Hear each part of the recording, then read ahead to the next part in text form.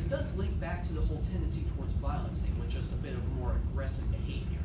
What is surprising is that cyberbullies are less likely to occur than regular bullies. You'd think anonymity would help them, but if a tendency towards violence is a key thing with cyberbullies, anonymity would almost work against them in that case. Now, due to the fact that Jean Fong and I both had different cultural views and different personal interests in cyberbullying, we've come up with two very different ideas as far as solutions for cyberbullying. I will first turn it over to Jean Fong to discuss his idea as far as a solution for cyberbullying. Because the government monitors the internet, it has a responsibility to solve this problem. The government should restrict the excessive freedom of internet users. Even though the internet is not a real world, internet users need to be identified before expressing anything on social media, so they may face a punishment if they've done some harmful things to others.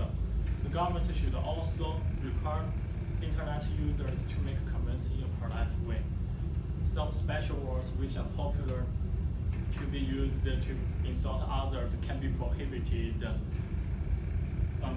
It's suggested to have some public lessons or advertisements that can lead internet users how to convey ideas politely. Now, Patrick will discuss another solution.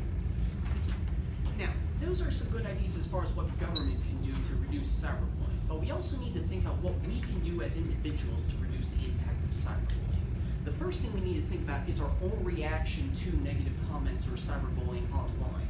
Now, according to the previous study I mentioned by Ms. Lenhart, most cyberbullies were found to be minors, people under the age of 18.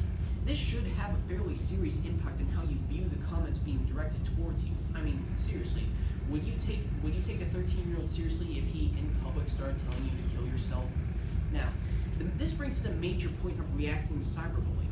Don't do it. Now, without victim blaming, it's important to remember that every time you react to cyberbullying, you're just giving him what he wants. And furthermore, if somebody doesn't have the courage to look you in the face when they're saying these things, why should you give them any credibility to begin with?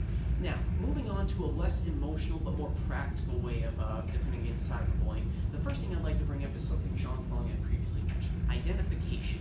It's important when staying on social media to make sure that you don't befriend anybody that you really don't know, and when you're going to chat sites online, that you don't go anywhere that you're not really familiar with the people who venture there. And this brings me to my last point, that at the end of the day, blocking people who are toxic influences is still an option, though not one you should overdo. While you shouldn't necessarily remove anybody who disagrees with you under the guise of harassment, at the end of the day, no one's going to look badly on you if you block a guy or remove a guy who does nothing but send you suicide notes online.